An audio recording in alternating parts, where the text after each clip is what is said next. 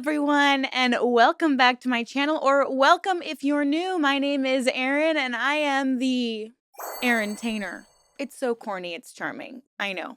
I get it, you guys. But who doesn't love a little wordplay? You know what I'm saying?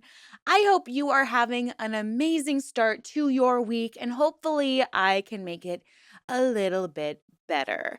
So, y'all, I think we've all known a couple where we're like, why are you two together? You are toxic AF. Break up already, please, for the love of all of us, your friends who have to endure the bickering and hearing you guys talk about each other. Can you just break up already? Today, we're going to talk about some couples that probably need to break up. I don't mean to be rude, but maybe just take a break, or you guys don't seem very compatible.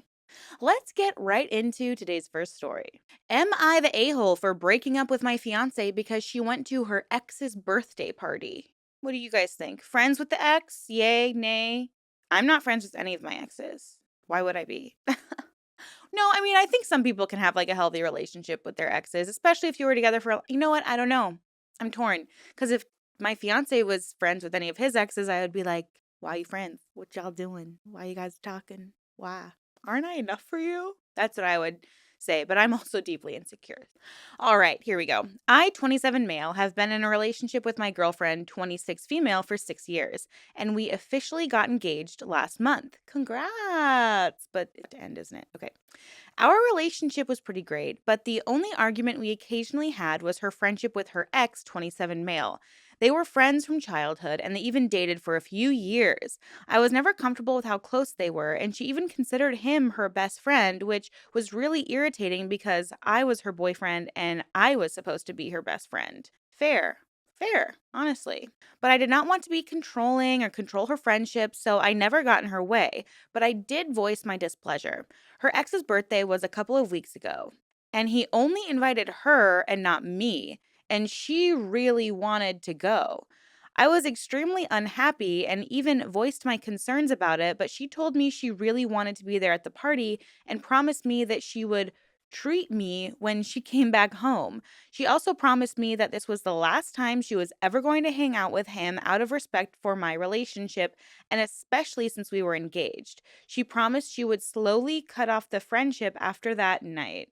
I would be like, no, my fiance is coming. Like, get over it. We've been together for 6 years. We're getting married. If you want to be a part of my life as a friend, then you have to accept that I'm getting married to this person. Come on, like, just get a little bit of a backbone. It sounds like she cares more about her friend slash ex than you, and that's not cool. Like, I would be pissed. Well, at this point, I was extremely deflated and told her not to come back home early. She was extremely happy when she came back home from the birthday party a few hours later and even initiated sex, but I rejected it because I wasn't feeling great. That's weird. Over the next week, we barely spoke, even though my fiance made a lot of attempts to communicate and apologize. She promised me she would no longer be friends with him, and she apologized for going to the birthday party. By Sunday, I had made my decision after consulting with one of my close friends, 26 male, and my two sisters, 25 and 29 female. All three of them said she had disrespected me way too much and that I had to call it off before I actually married her. And it's just like, if you're talking about this with your close friends and your sisters, they're going to have a bad taste in their mouth about your fiance slash potential wife, like if you guys get married. I don't talk bad about my fiance to anybody because I've done that before where I've vented to friends or family members about boyfriends and they just like never, ever, ever like them again. Ever. Never, ever. If you talk crap about the person you're with to the people that love you the most, they will never like that person ever. Plus, I think it's smarter and wiser to just talk to the person that you're with about your conflicts or your points of contention or your anxieties, your insecurities, your worries. That's what we should all be doing because we are adults, okay? We're growing up, all right? Come on, millennials, Gen Z, all y'all, all of us. We can do better. We just got to be a little more intentional with how we're doing things. You know what I'm saying? All right, let's keep going. I informed my fiance of my decision, and she immediately broke down in tears and kept apologizing. It did hurt me a lot when I saw her crying like that. I told her the truth that I hadn't felt respected in the relationship, and I just could not see myself marrying a person who had disrespected me so much throughout my entire relationship. Am I the a hole for breaking up with my fiance because she went to her ex's birthday party? I mean, is this something that you have clearly talked to her about over and over and over again, and she still went despite the fact that it makes you uncomfortable? Like, do you, because listen, like, there have been people in my fiance's life that he's been very, very close with, and I met them. I was like anxious about it at first, and then I met them and was like, oh, they're great people. Like, I'm not threatened by them. They're obviously just good friends. Like, fine. Like, we can all be friends. And every time I've actually like met them and spent time with them as a group, I've really felt a lot better about my insecurities. So I'm like, has she kept you away from this ex slash best friend? Or have you met him and he's just like weird to you? Like, if this has been happening consistently over 6 years of your relationship, I can't help but ask, like, why did you even propose to her? Especially if this is something that you've been bothered by for a really long time. Like, do you not trust her? And it is odd that he didn't invite you and that she didn't stick up for you and say, no, you're coming with me. You're coming with me or I'm not coming. I think that's odd.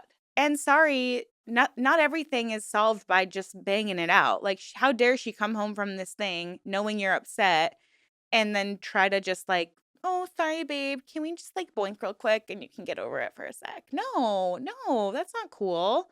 I don't think you're an a-hole. I think that if this is what you really want, you have to accept that this is what's happening. Like, you have to accept, like, okay, we're really done. Like, this 6-year relationship is over because she can't let go of this guy being her friend, and hopefully she'll learn a lesson. But let's see what other people on the Reddit had to say, shall we?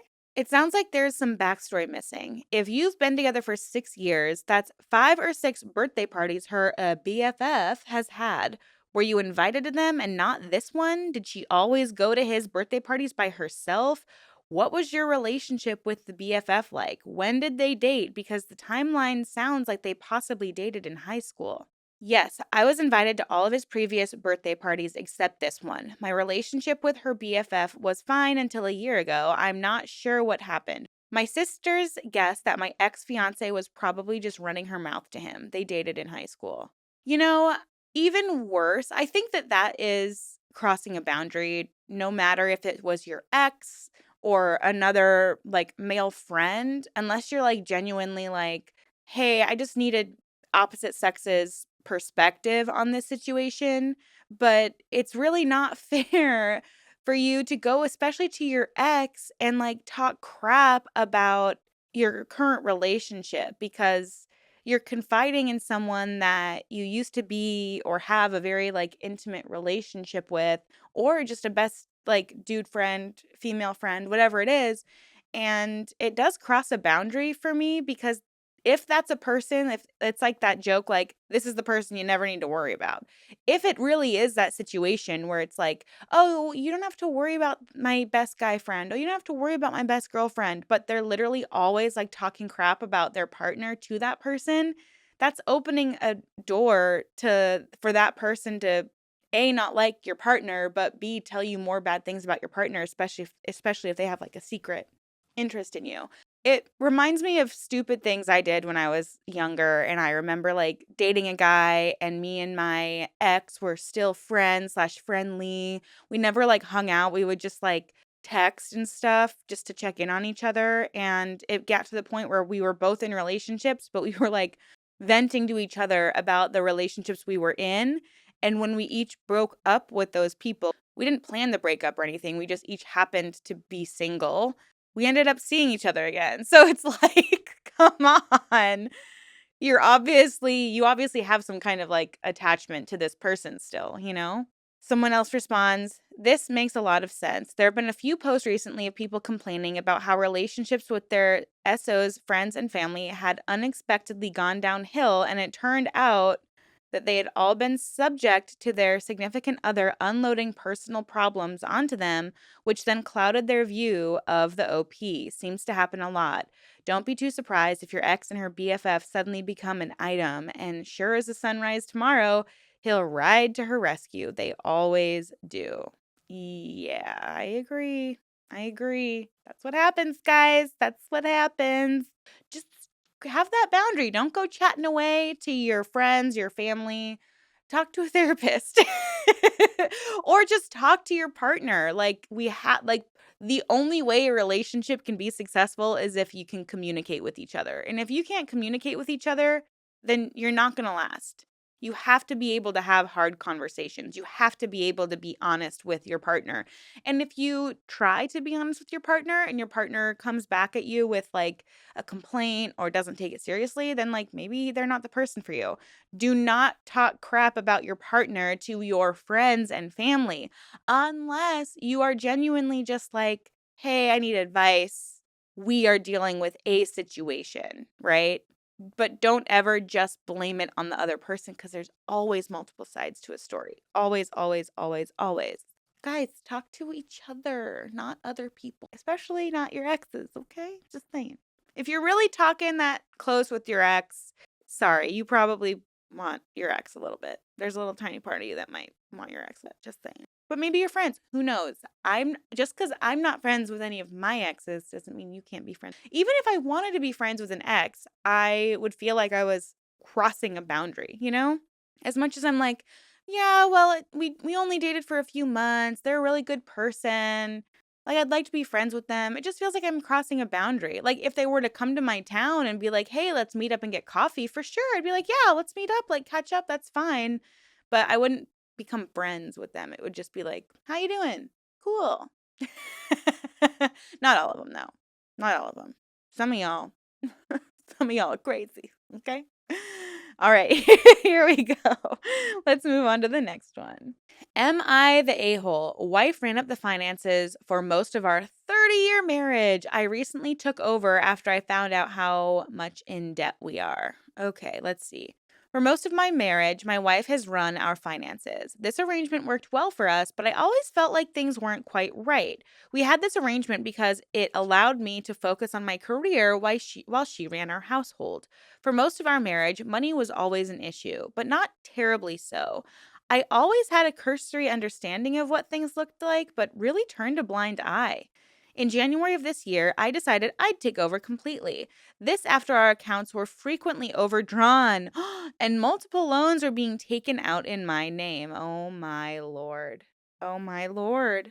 What I found out horrified me. We are over $500,000 in debt, including our house, and all of our credit cards were maxed out. Holy moly. I immediately put us on a budget and had to cancel all of her recurring donations to various dog rescue agencies. Why? I love animals. Like, yes, donate to dog rescues, but you're $500,000 in debt? You can't you need people to donate to you. Dang. She's now quite upset at me and is accusing me of making her subservient, locked out, and not including her in financial decisions. I've already managed to pay off well over $10,000 and plan to continue.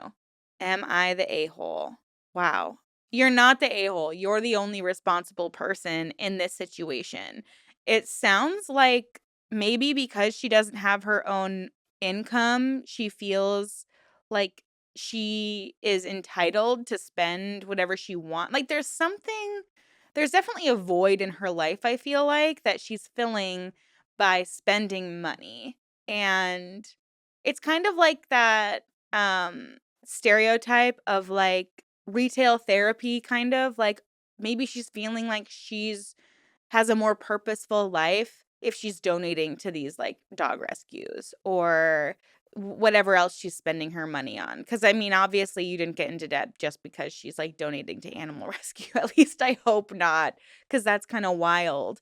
But I mean, this is what's so, I think, and obviously, I have a specific point of view on this because like I'm someone that like, I always want to have my own income coming in. I always want to have my own job, my own opportunities. Like I want to be financially independent of my fiance, but we can like cover things together.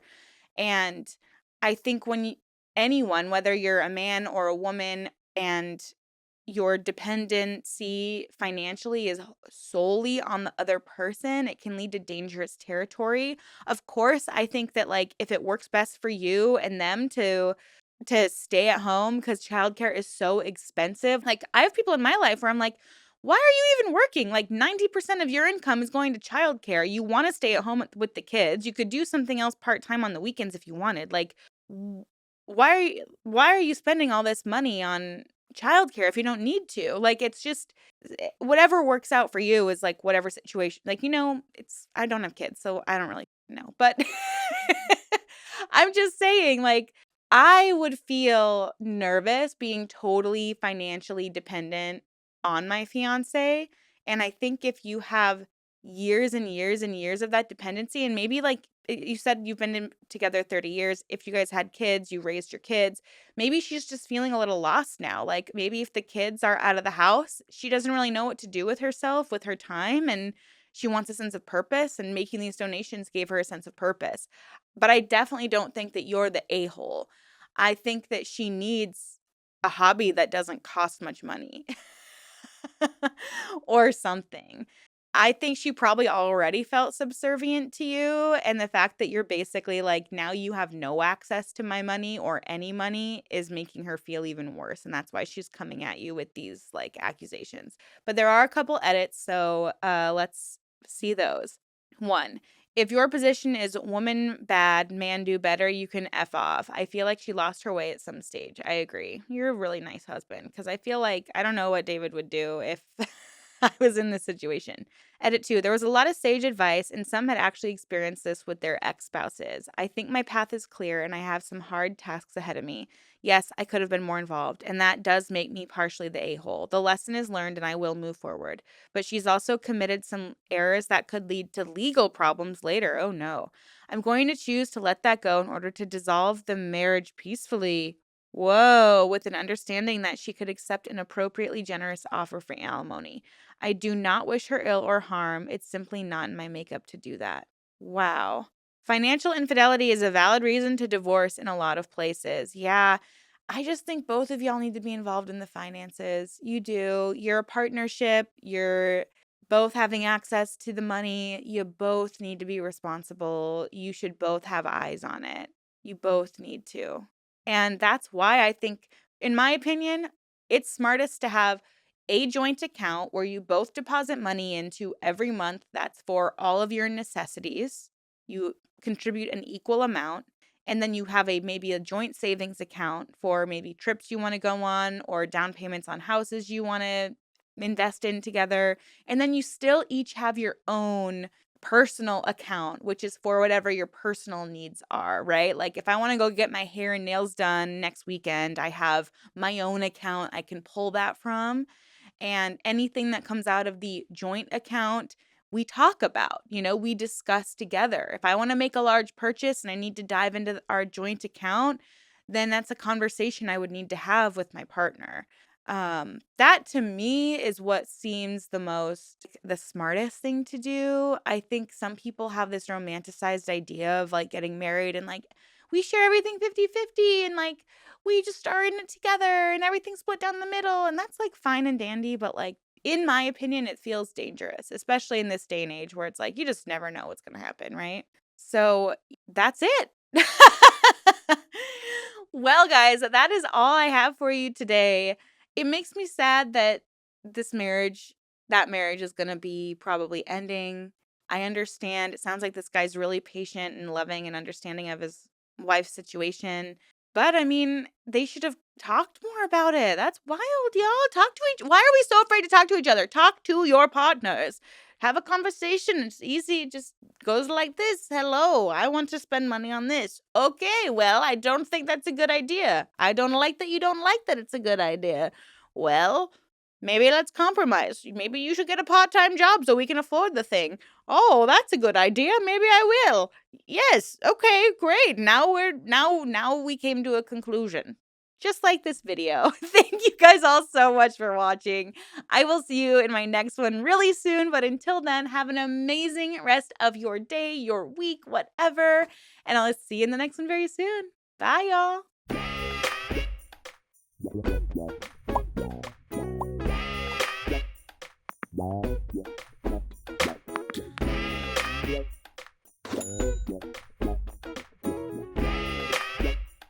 Yeah.